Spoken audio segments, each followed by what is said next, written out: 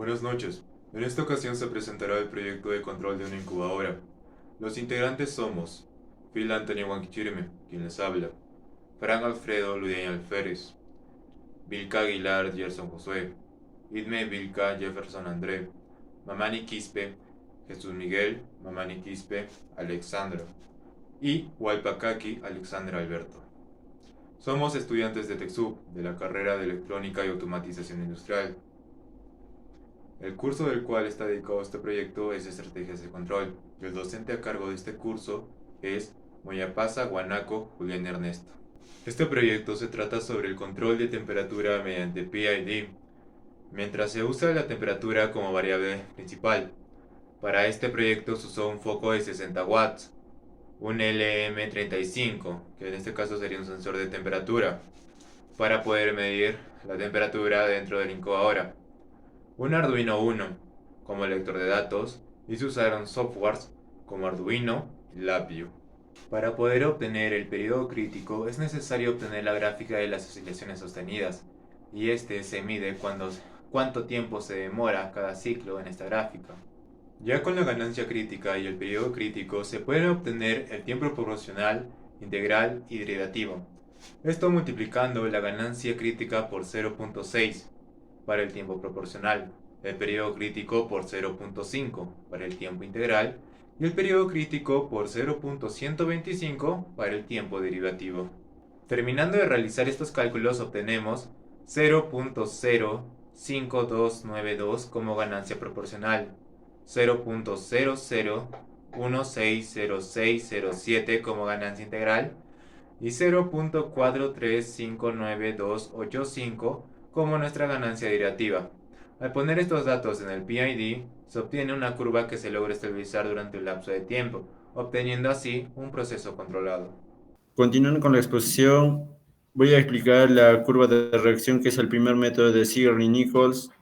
Para este método necesitamos obtener una señal en forma de S alargada, a la cual le trazamos una tangente en el punto de inflexión y después hallamos el tiempo de retardo o tiempo muerto y, que está representado por la letra L, y también la constante de tiempo, que es la T. En este caso, nosotros aplicamos para la curva de reacción, para nuestro proyecto, el método de curva de reacción con la función de transferencia ya hallada, y trazamos una tangente y luego calculamos la L, que es retardo o tiempo muerto, y la constante de tiempo. Luego, para calcular, para un control PID, calculamos ganancia proporcional, que es 1 por 1.2 por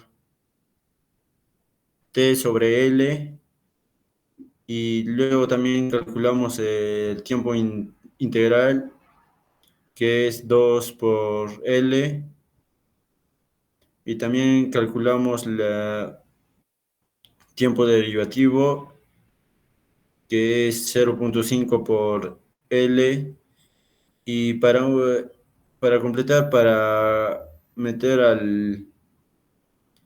al Simulink, tenemos que calcular el KI y el KD también. Una vez calculado todo eso, realizamos la sintonización en el Simulink y obtenemos la reacción de la curva, y esta no nos va a dar, no es tan precisa, pero ya con prueba y error podemos sintonizarlo mucho más y así obtener un proceso más estable. Bueno, pues continuando con la exposición, vamos a hablar sobre la prueba de ensayo de error. En este caso vamos a utilizar los datos del controlador PID del anterior sintonización de la curva de reacción para poder determinar mejor su estabilización. En este caso estamos usando la misma función de transferencia de esa planta. Para poder conseguir una estabilización óptima hemos decidido ver cómo funciona primeramente las ganancias, el KP.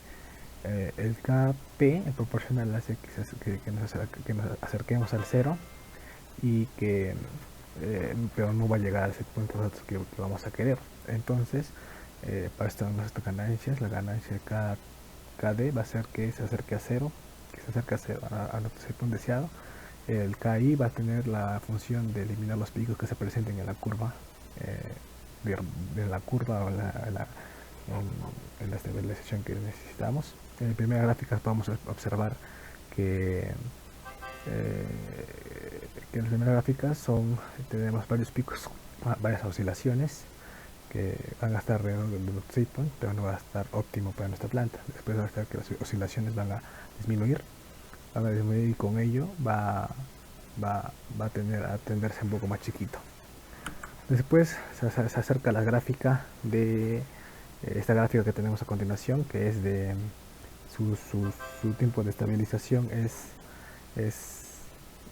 deseable, pero vemos que poco a poco se va alejando del set point, y no va a ser necesario obtenerlo. Después tenemos esta última gráfica, que va a ser una gráfica óptima al resultado que nosotros queremos, y comparando la gráfica que salió con el método de curva de reacción y con el prueba de error, podemos decir que esta gráfica es mucho mejor a la gráfica que nos salió en curva de reacción. De Walpa, y les voy a explicar el rendimiento matemático de nuestra planta. Bueno, primeramente se comienza identificando claramente el problema o fenómeno que se desea modelar, ¿no? Que se debe entender su contexto y los aspectos clave que se desea investigar. Bueno, como segundo paso identificamos las variables relevantes en el problema, las variables que pueden ser básicamente físicas, parámetros, constantes u otros factores que influyen en el fenómeno que estamos estudiando. Estas variables pueden ser dependientes o independientes. Las dependientes son aquellas que se pueden predecir y analizar. Las independientes son aquellas que pueden ser controladas o manipuladas. Para hallar nuestra fuente de transferencia, se sacó los datos del ADIO. Estos eran los datos censados por nuestro control de temperatura por el sensor LM35. Esto lo pasamos al MATLAB, y este software nos brinda, ¿no?, la función de transferencia que se observa en la pantalla. Usando los comandos rlocus y bode, nos da como resultado dos gráficas, ¿no?, a continuación, que son el diagrama de polos y el diagrama de bode. El diagrama de bode nos da dos gráficas independientemente, que son amplitud y fase. Bueno, por la parte del diagrama de polos y cero, como se observa en la pantalla, esta nos da lugares de las raíces que se utilizan para estudiar los aspectos de variación de las ganancias en feedback y las ubicaciones de polos y ceros de lazo cerrado. Por su parte, estas ubicaciones proporcionan una información indirecta sobre las respuestas en el tiempo y en frecuencia. Teóricamente, ¿no?, para analizar los polos se determina la estabilidad del sistema. Y si todos los polos tienen como partes negativas, el sistema va a ser estable. Y si al menos uno de los polos tiene parte real positiva, este influye al sistema que sea inestable. Los polos también influyen como respuesta transitoria del sistema. La presencia de polos dominantes puede indicar un comportamiento oscilatorio o amortiguado. Por parte de los ceros, estos influyen en la respuesta en frecuencia del sistema, que también determinan la función de transferencia se puede anular, lo que puede resultar en picos o valles en la respuesta de frecuencia. Los ceros también indican la presencia de características en el sistema, como por ejemplo un cero en el origen sugiere una integración, o también puede ser que un cero en el infinito indica una diferenciación. Por ende, podemos decir que el análisis de nuestra gráfica es estable, porque tenemos un polo y un cero en el eje real, y en el eje imaginario están relativamente cerca. Entonces sería un sistema estable y con oscilaciones sostenidas. Pasando a nuestro diagrama de Bode, consiste en dos gráficas por separadas, como lo dije anteriormente, el diagrama de amplitud y el diagrama de fase. Estos gráficos muestran la relación entre la amplitud y fase de la respuesta del sistema a diferentes frecuencias de entrada. El diagrama de amplitud, que es el que está arriba, muestra la amplitud de la señal de salida, que varía en función a la frecuencia de entrada, ¿no? Y esto permite unos cambios en la ganancia del sistema en diferentes rangos de frecuencia. Esto puede ser útil para el diseño de filtros, ya que permite determinar las características de atenuación o amplificación en función de la frecuencia. Y el diagrama de fase es el que se encuentra abajo. Este muestra el desfase entre la señal de entrada y la señal de salida en función de la frecuencia. Este también nos proporciona información sobre la estabilidad del sistema y capacidad de respuesta en el dominio de tiempo, y además es útil para el análisis de sistemas de control, ya que permite evaluar una fase relativa entre la entrada y la salida, lo que puede afectar la estabilidad y el rendimiento del sistema. En cuanto al eje horizontal, viene a ser la frecuencia. Por la parte de amplitud, ¿no?, se presenta la frecuencia de la señal de entrada y una escala logarítmica en decibeles. Esto se utiliza para presentar la amplitud en función de la frecuencia. Y en el eje vertical se presenta la amplitud de la señal de salida también con la escala logarítmica en decibeles. Los valores positivos de amplificación, mientras que los valores negativos indican atenuación. Para saber nuestra ganancia, esta se relaciona entre la amplitud de la señal de salida y la amplitud de la señal de entrada, en el cual el diagrama de amplitud, las ganancias, como lo dije anteriormente, se representa en decibeles, y si la ganancia es 0 decibeles, significa que la amplitud de la señal de salida es igual a la amplitud de la señal de entrada. Como tomando valores positivos indican la amplificación y valores negativos indican atenuación.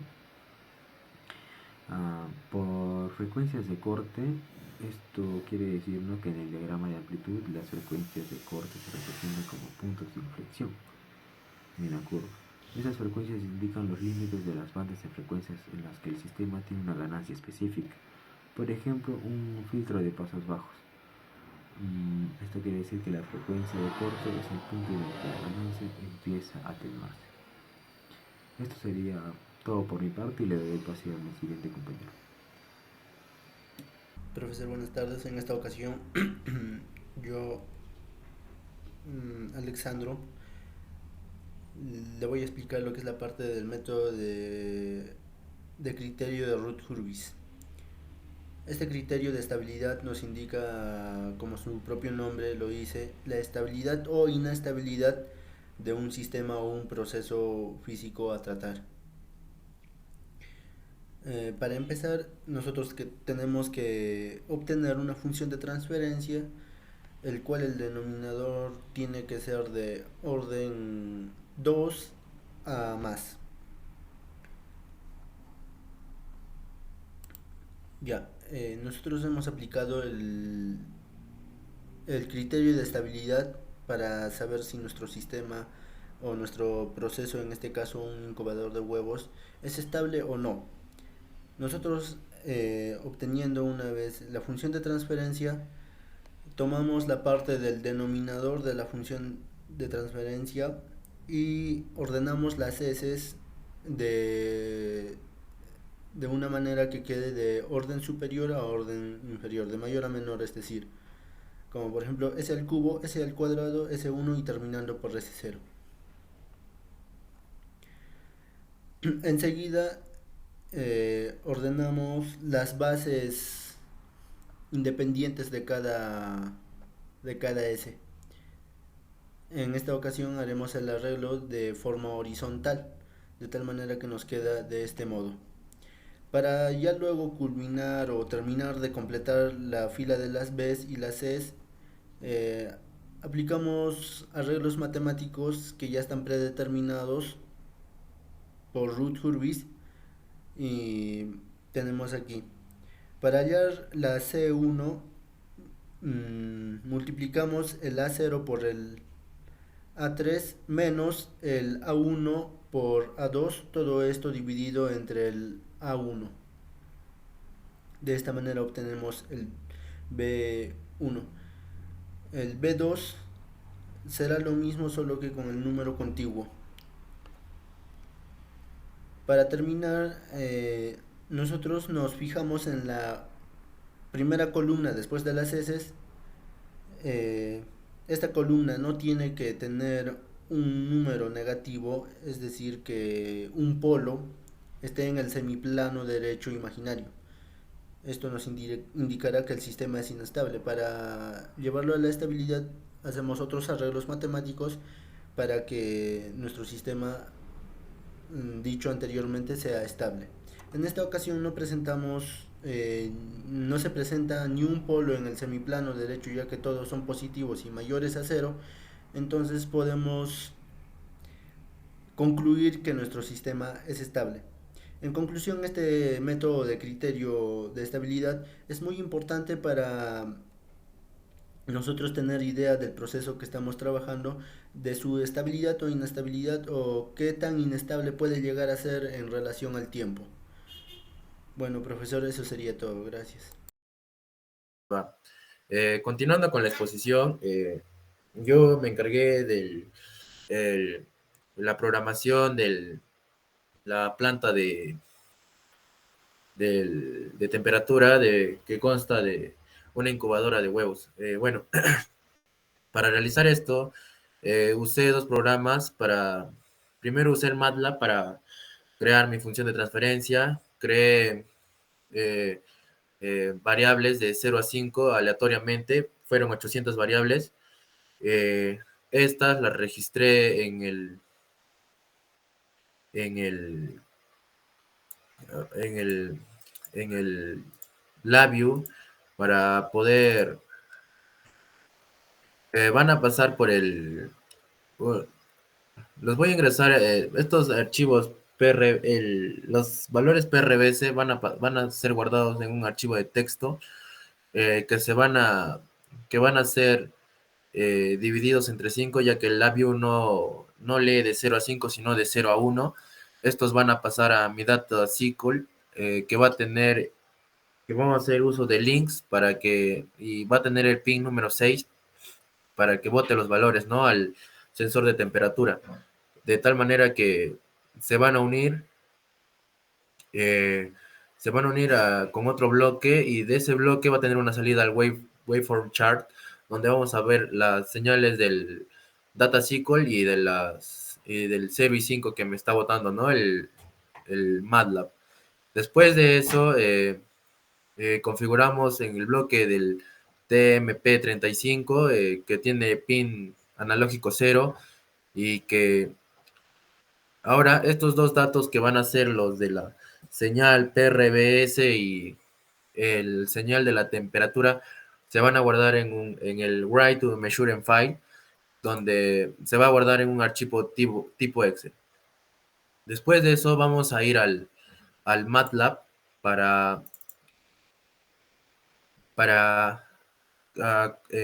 redactar el siguiente código: el clear all clc prbs xls read, con la siguiente ubicación de nuestro archivo Excel, ¿no? Y como yo en este caso usé 936 datos para que sea más realista mi función. Y después de eso, fui coloqué ident para que me bote el system identification, donde en el import data hice uso de la segunda opción. Después lo subí,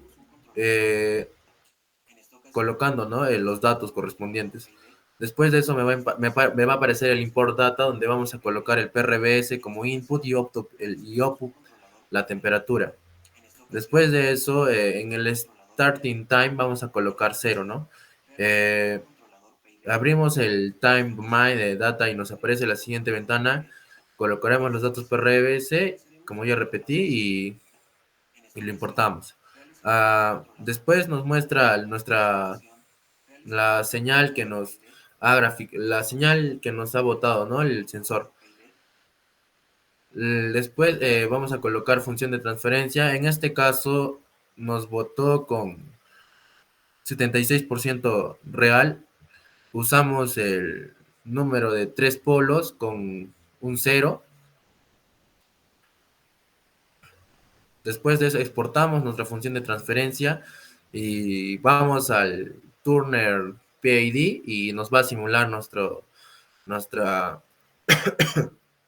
nuestra,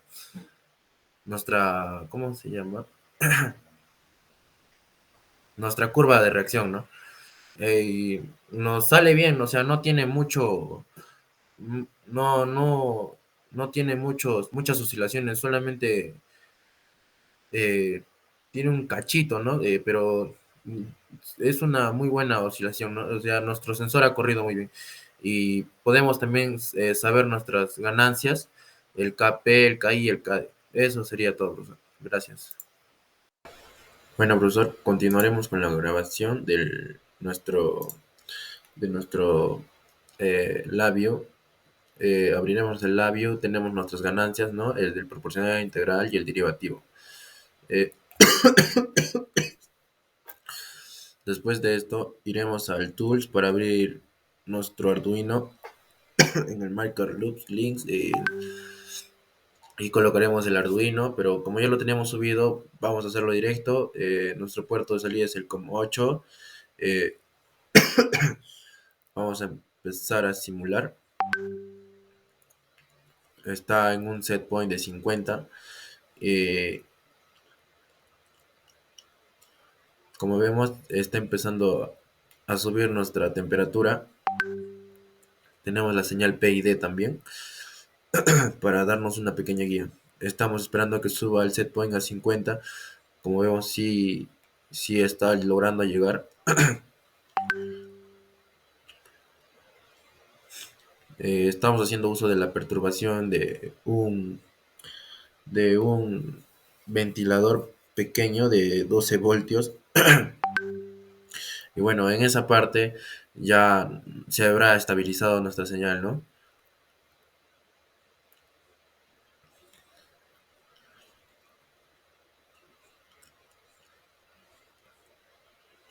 Ahora vamos a subirle el set point a 55 para ver cuánto se va a demorar. Como vemos, está volviendo a subir nuestra señal se está acercando al set point.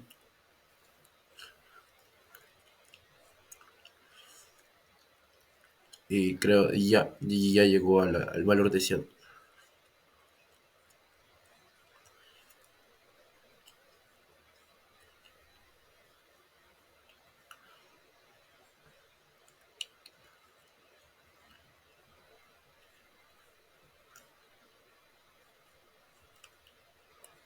Continuando con la explicación de nuestro compañero Fran, entendemos que estamos usando un pequeño prototipo, ¿no? Un prototipo que es la incubadora de huevos. ¿Qué estamos tratando de hacer? Estamos teniendo en cuenta todo el estudio que estamos haciendo en nuestro ciclo que estamos usando, es, que hemos usado, ¿no? Que vendría a ser los sistemas de sintonización, los diferentes formas de sintonizar, los criterios de estabilidad y también, ¿no? Los tipos de controles. Ahora, empecemos con cómo se realizó este prototipo. Netamente se analizó que el Arduino nos arroja, lo lee mediante el software LabVIEW que actualmente lo estábamos estudiando, que este analiza y tiene tipo de control, o sea, se programa para tener un tipo de control PID. Este realiza la lectura netamente y analizamos las 500 lecturas aleatoriamente para tener una curva de reacción. Esta curva de reacción nos arroja y vamos a MATLAB. MATLAB netamente nos puede arrojar una función de transferencia. esta función de transferencia nos facilita constantemente, o sea, nos facilita todo el trabajo prácticamente. Esta función de transferencia podemos usar para el criterio de estabilización de root hurries o también la sincronización de Sieverts-Nichols y diferentes situaciones de Sieverts. Entonces, o la primera curva de reacción o oscilaciones sostenidas, ¿no? Ya, estas nos arroja MATLAB también. Puede arrojarnos MATLAB. Después, identificamos que nuestro prototipo encontramos solo un control de lazo cerrado. El control de lazos cerrados, netamente, que es un actuador, un sensor y nuestro proceso, ¿no? Que el actuador vendría a ser el foco de temperatura incandescente y nuestro sensor. Y una pequeña perturbación de que es un ventilador. Ya, ¿y qué hacemos nosotros? O sea, vemos que no, es muy simple, ¿no? O sea, es muy simple, pero podemos mejorarlo. ¿Cómo mejoramos? Para tener un posible mejora y tener un tipo de control que vendría a ser cascada, control de cascada, podemos tener un ventilador, un actuador que vendría a ser nuestro fotoincandescente y con ello tener dos actuadores. Podemos diseñar, ¿no?, dos actuadores y no, dos controladores, me equivoqué. Dos controladores, y estos controladores netamente controlan uno dentro del otro, ¿no? O sea, para tener todo un sistema de controlación en cascada y tener un set point, ¿no? O sea, una salida estable, ¿no? Después, ¿qué o sea, tenemos un adicional que vendría a ser un control de razón. Estos controles de razón, ¿cómo lo podríamos hacer, no? Sería un sensor de humedad y un sensor de temperatura. El sensor de humedad no es controlado, o sea, no, los valores no es controlado porque la naturaleza nos da la humedad. Netamente en Arequipa no hay tanta humedad, pero como en Lima, ¿no? Un ejemplo sería ese. Y, y entonces esto no controlamos, lo analizamos, hacemos el proporcional y lo hacemos para nuestro control y que sea estable, ¿no? Nuestro sistema. Ese sería cómo aplicar un control de razón. Después vamos a un control feed forward. Otro control. Este tipo de control realiza un análisis del error o la perturbación. Y la perturbación netamente nos hace daño, ¿no?, a nuestro sistema. Entonces, hacemos un adicional a nuestro proceso para que elimine este error que va a llegar antes, aumente y con ello tener un análisis de error y calcular el error y subir, ¿no?, nuestra constante para tener una fuerte absorción de esa eliminación. Después, vuelta, control de feed forward. Ya, llegando al control feed forward, este tipo de control realiza el análisis de perturbación. Esta perturbación, como es analizada, podemos llegar a tener a nuestro controlador y este controlador lo analiza y simplemente aumenta el calor, ¿no?, de nuestro actuador y con ello ya simplemente el error va a llegar a ser casi nulo y con ello ya podemos realizar una sintonización correcta, ¿no? Y con ello ya tendríamos todo ya listo para tener un buen proceso. Y ese sería todo. Gracias, profesor.